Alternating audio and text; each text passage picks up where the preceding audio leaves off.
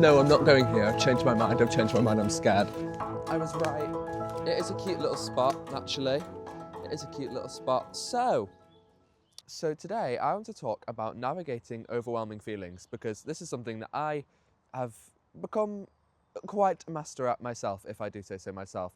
It's something that I kind of didn't really have a very good relationship with in the past, but now I think I'm getting better at recognizing when I'm getting a bit overwhelmed and what to do to prevent it, or not to prevent it, but to kind of see my way through it, if you know what I mean. So the first thing that I'd like to talk about is the fact that actually a lot of the time I don't really recognize when I'm getting overwhelmed, or when something is too much for me, or when I've taken on too much. I let things build up in tiny little boxes until I end up like this, which isn't ideal. Nobody wants that. You don't, like, obviously having a good cry is good. Having a good cry every 5 minutes of the week is not good. That's not healthy. And so what you need to do is recognize when things are getting too much and taking action before it's too late, because then you're just going to be a miserable old fart that nobody wants to be around, and you're just venting about all your problems to everyone, and then that's not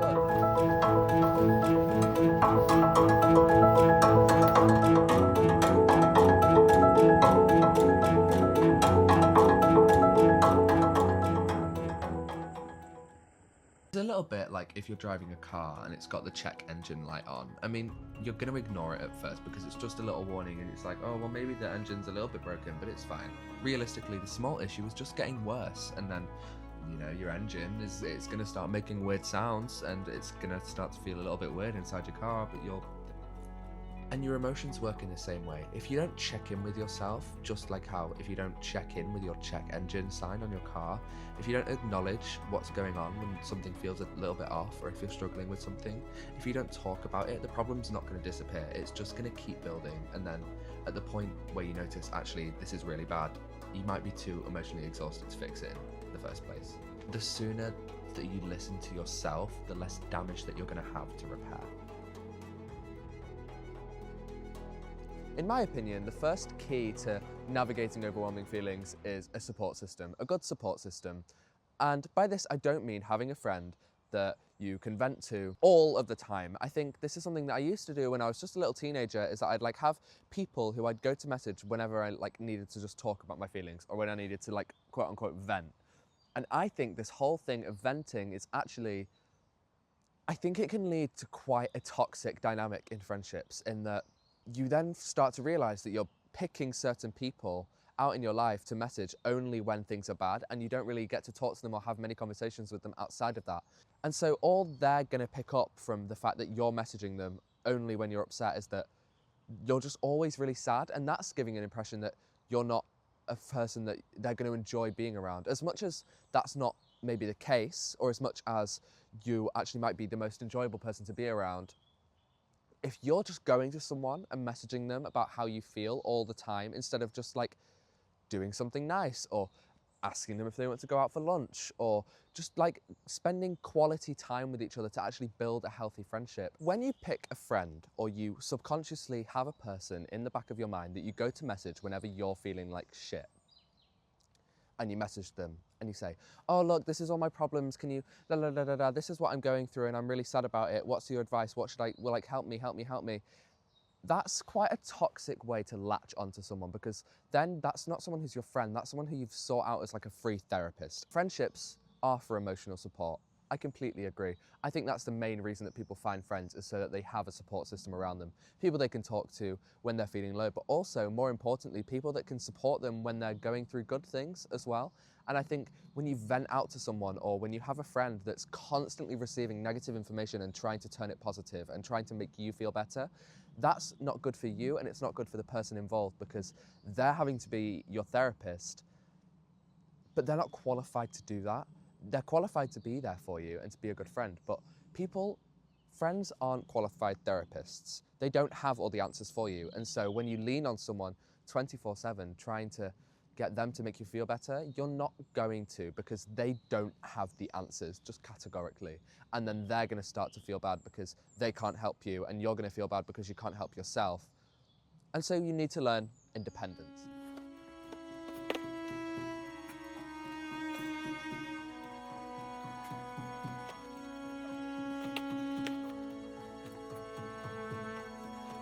And this is my next point, becoming independent and recognizing when things are going wrong by yourself and seeking out help by yourself.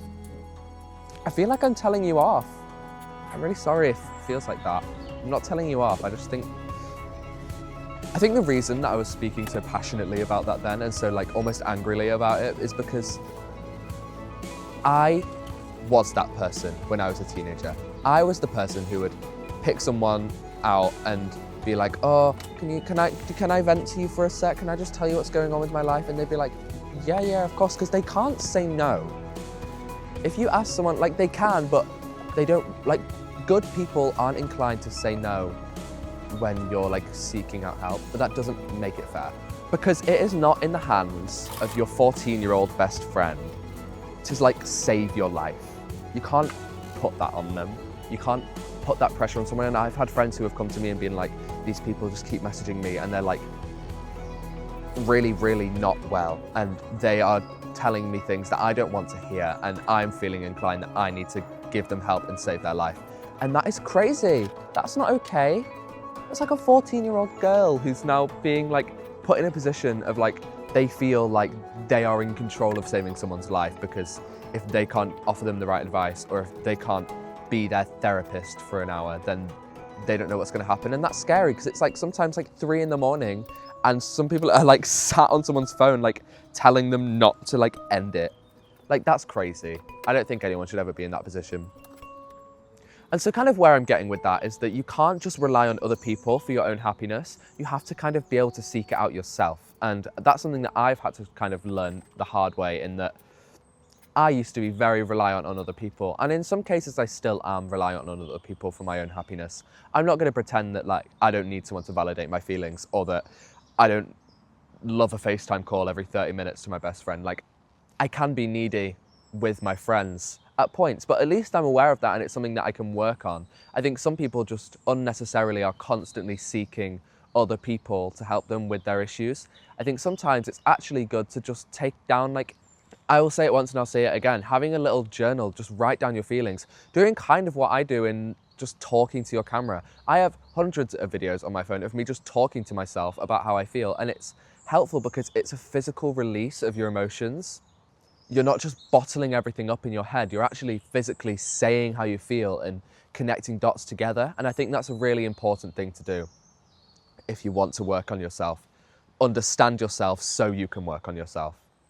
It's something that's really not talked about enough, is that you can just search for help, or you don't have to have hit rock bottom before you start seeking out therapy or you start seeking out counselling. You can do it whenever you want. And I think if anything, it's more important to talk about your feelings and talk about how you react and respond to certain situations when you're in a better mental state to think about it critically.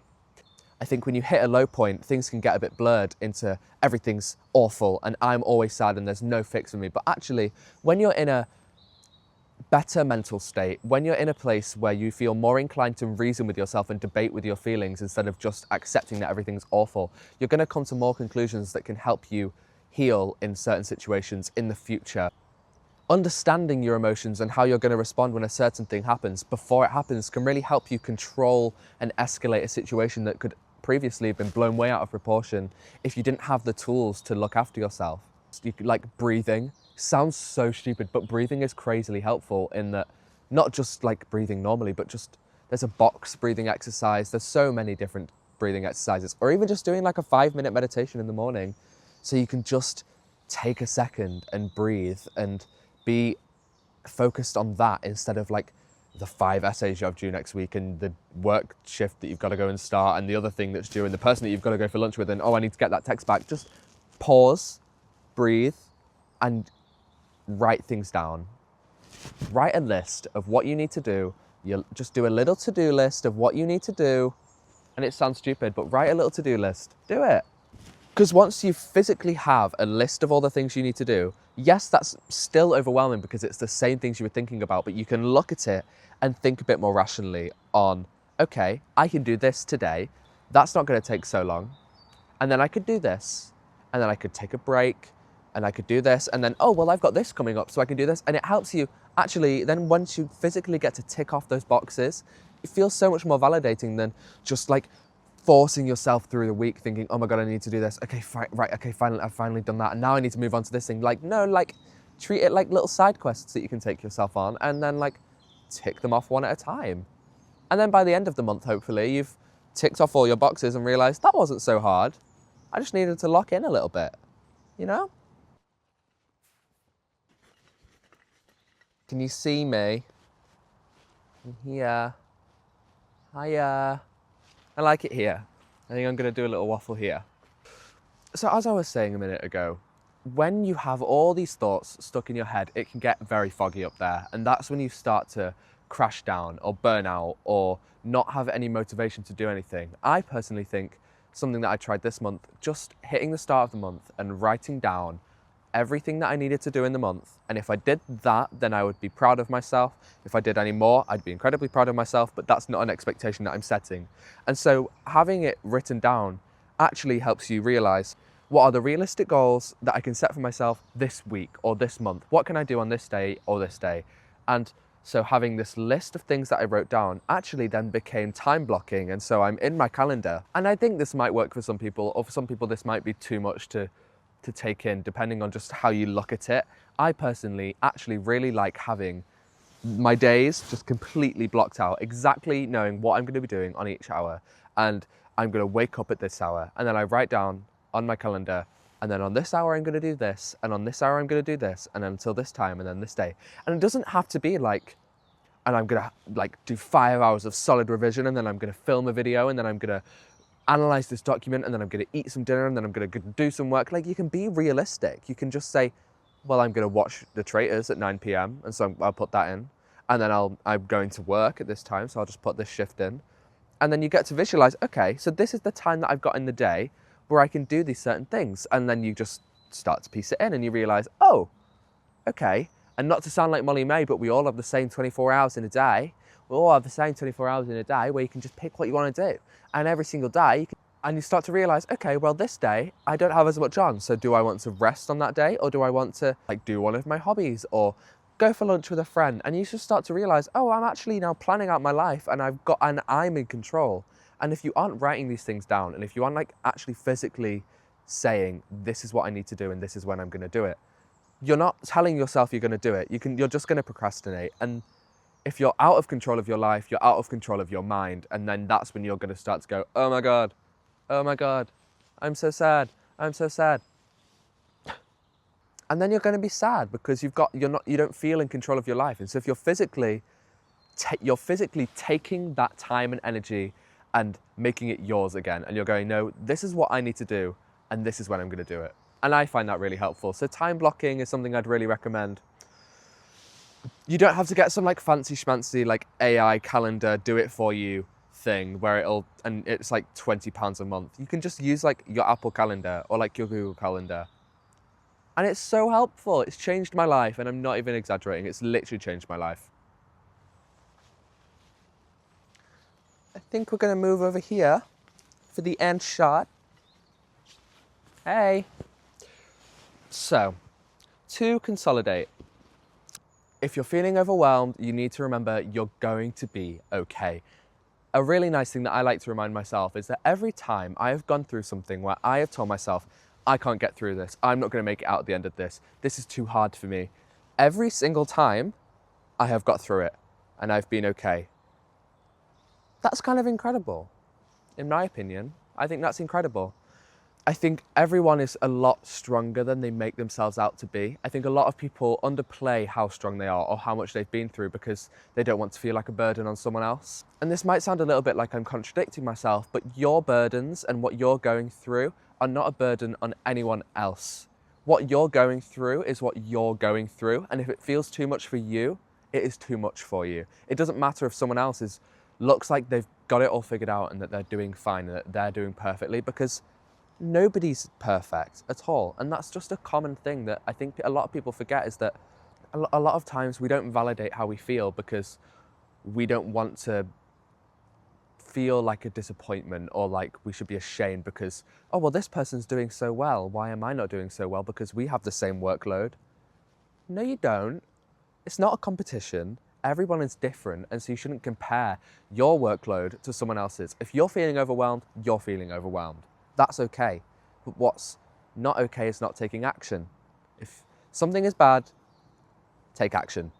And no one person is going to cope the same way as the next. And so if your way of getting through something is just to write it down, if anytime something comes into your head, just write it down, do that, just keep doing it. But maybe if it feels too much, do it more. Like if you journal once a week on a good week, maybe when you're having a hard week, do it more. You might just find yourself feeling better because you've got more thoughts in your head, and so you're letting more thoughts out.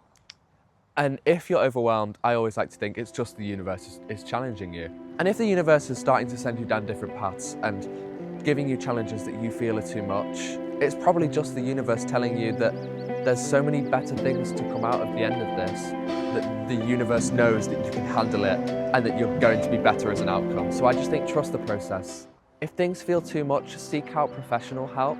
Seek out help from your friends, your family, but don't burden everything on one person, because that can be hard for anyone to go through. And then also you're becoming reliant on other people.